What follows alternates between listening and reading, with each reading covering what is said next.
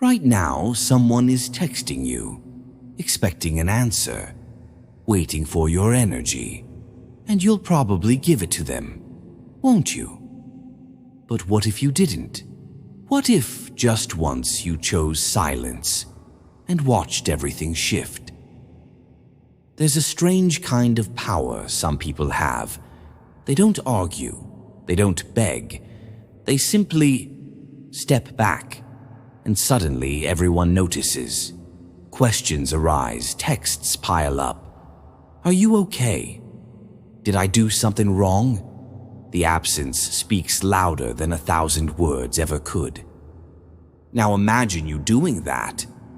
Not out of spite, but out of sovereignty. What would happen if you stopped being endlessly available? If you didn't react immediately, defend yourself constantly, or show up for people who only remember you when they need something? Here's the truth. People control you through your predictability. They've learned your patterns, how quickly you reply, how easily you forgive, how far you'll bend, and they use it. Not always consciously, but they use it. When you become inaccessible, even just a little, the game changes. Those who thought they knew you realize they never really did, and that terrifies them. Carl Jung once said, "Everything that irritates us about others can lead us to a better understanding of ourselves." So ask yourself, when you pull back, who gets desperate? Who becomes irritated? Who suddenly needs you? Their reaction isn't about you, it's about what you were giving them that they can no longer take. Let's be honest. You've been trained to be available. From childhood, you learned that your worth is measured by how helpful, how present, how accommodating you are. Be nice. Don't make waves. Always be there for people. But here's what no one told you. Constant availability isn't love. It's self-abandonment. Every time you say yes when you mean no, every time you respond when you're exhausted, every time you explain, justify, or defend yourself to someone who hasn't earned that access, you leak energy, and over time you're left empty, frustrated, resentful, because deep down you know you're giving pieces of yourself to people who would never do the same for you. Jung called this the persona, the mask we wear to be accepted. You've built your persona around being the reliable one, the person who's always there, always understanding, always flexible. And what has it gotten you? Taken for granted, used, forgotten the moment you stop being useful. Think about it. The people who demand your constant presence, do they really want you? Or do they want what you provide? The validation, the emotional labor, the distraction from their own emptiness. And when you finally set a boundary, when you say, "Not today," suddenly you're distant, cold, selfish. Not because you've changed, but because you stopped being functional for them. Jung understood something most people miss. Abundance breeds contempt. When you're always available, you're not valued, you're expected. Like air, like furniture. No one cherishes what's always within reach. So let's talk about energy.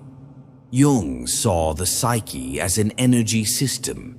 Every thought, every emotion, every action draws from a finite well. The question is, are you directing that energy, or is the world? Most people hemorrhage energy without realizing it, reacting to provocations, defending themselves against criticism that doesn't deserve a response, jumping into drama that has nothing to do with them, lying awake at night replaying conversations that meant nothing to the other person. Jung said, What you resist persists. Every time you react, you bind yourself to that thing. You feed it your attention, your time, your life force. And manipulators, conscious or not, can sense this. They know exactly which buttons to push. They've mapped your reactivity like a blueprint. But here's the shift. A healthy psyche conserves energy. It says no without guilt.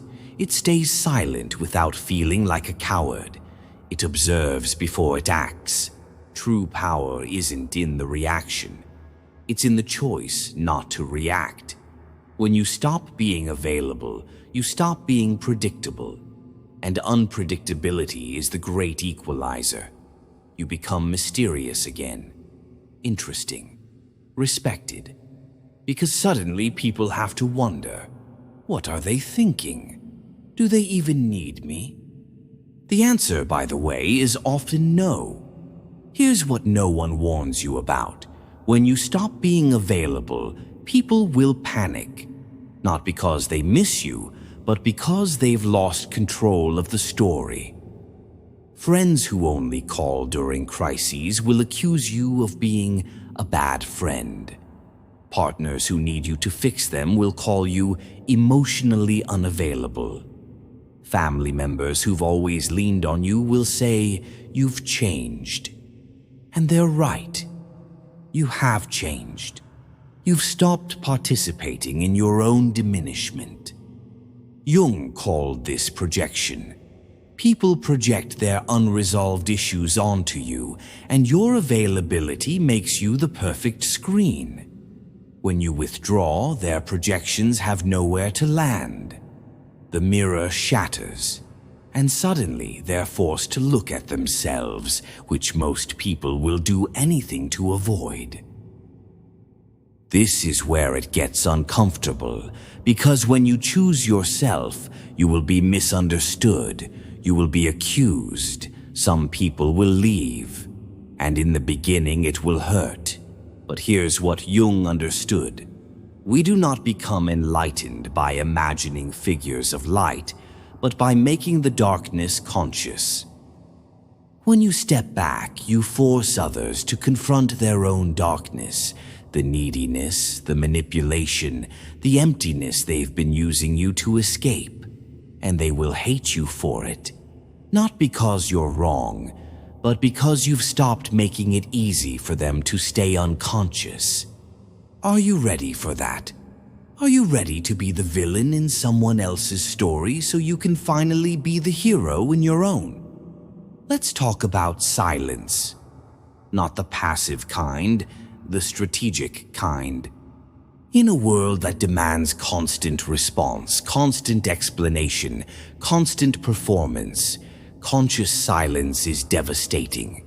It's presence without participation, strength without force. When you stop reacting, something magical happens. You start seeing. You see the patterns, the manipulation tactics, the way people only reach out when they need something, the way your absence suddenly makes you valuable again. Silence gives you clarity. And clarity is dangerous to anyone who benefits from your confusion. People will panic when you don't respond, not because they miss you, but because they've lost control of the narrative. Your words kept you trapped in their story. Your silence rewrites the rules. But here's the cost. Silence will distance people who only valued your role. It will look like coldness to those who benefited from your warmth. And it will force you to sit with your own discomfort, the part of you that still wants to explain, to justify, to make everyone comfortable. Don't. Let the silence do its work. Let it reveal who's really in your corner and who was just standing nearby. So how do you actually do this? How do you stop being available in a world that demands everything from you? It starts small. Delay your responses, even by an hour. Break the Pavlovian pattern. Breathe before you react. 3 seconds of pause can save you hours of regret. Leave spaces you don't want to be in, physically, digitally, emotionally. Turn off your phone without guilt. The world will survive. You need to survive too. Practice these phrases. Not today. I'm not available for that. I've decided not to engage with this. And here's the most important part. You owe no one an explanation. The moment you start justifying your boundaries, you've already surrendered your power. Your no is a complete sentence. Jung called this individuation, the process of becoming whole by separating from the collective, from the expectations, from the roles you've been forced to play. It requires what he called sacred isolation, time alone, not running from yourself, but rebuilding from your center. Yes, some people will distance themselves. Yes, you'll be accused of selfishness. But ask yourself, who's getting angry at your boundaries? The people who benefited from you having none. That's not love, that's dependency. And you're not responsible for managing other people's inability to manage themselves. When you first stop being available, there will be silence. And in that silence, doubt will scream. Am I being too harsh? Am I losing people? Am I becoming cold? But then, something shifts. The noise fades, the chaos calms, and in its place, clarity, peace, strength, wholeness. You realize you weren't losing people, you were losing the performance of yourself, the version that bent and broke and bled for scraps of approval. Jung said individuation means walking alone. And yes, it's lonely at first. Some people won't understand, some will resent you, but the ones who matter, they'll respect you. Not for your availability, but for your sovereignty. Because here's the final truth. Love means nothing if you have to abandon yourself to receive it. When you stop being available, everything changes. Not around you, within you. You become the author of your life again, not the supporting character in everyone else's. So I'll ask you one last time. Are you ready? Ready to be misunderstood? Ready to be called selfish? Ready to walk alone if it means walking in truth? If the answer is yes, drop a comment and write, "I choose my peace." Let's see who's really ready to reclaim their power.